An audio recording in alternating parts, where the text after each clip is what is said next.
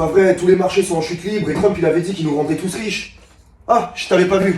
Et si je te disais que Trump n'essayait pas de relancer l'économie, mais de la ralentir volontairement? Tout le monde s'emballe. Protectionnisme, guerre commerciale, stratégie électorale. Mais en vrai, c'est peut-être pas ça l'objectif de Trump.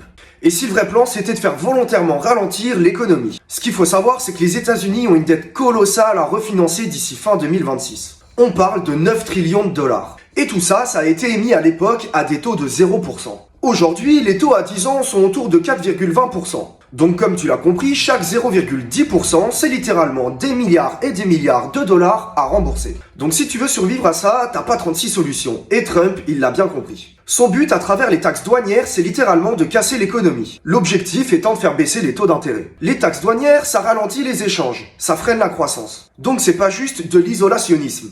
C'est une attaque directe sur les anticipations de croissance future. Tout simplement parce que moins de croissance égale moins d'inflation, égale des taux plus bas et égale des dettes moins chères à refinancer. Le but de Trump, c'est littéralement de casser la machine maintenant. Faire baisser les rendements obligatoires et relancer l'économie après avoir tout refinancé à bas prix. Et je te le rappelle, moins d'import égale moins de consommation, égale moins de croissance, égale pression baissière sur les taux.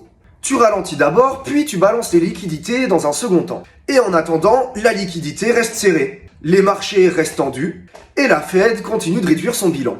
De ce fait, les actifs risqués comme la tech ou encore la crypto, ils prennent tarif. Une fois que les taux d'intérêt à 10 ans se seront calmés, on pourra voir un réel pivot. Et pour rappel, en 2020-2021, la Fed avait tout racheté. Les taux étaient à zéro et on a eu un bull run historique. Mais pour refaire ça, il faut d'abord purger le système. Donc non, Trump ne déclenche pas juste une guerre commerciale. C'est une guerre contre les rendements. Il pose les bases pour le prochain cycle. Donc le vrai champ de bataille, c'est le taux à 10 ans. C'est là que toute l'histoire se joue.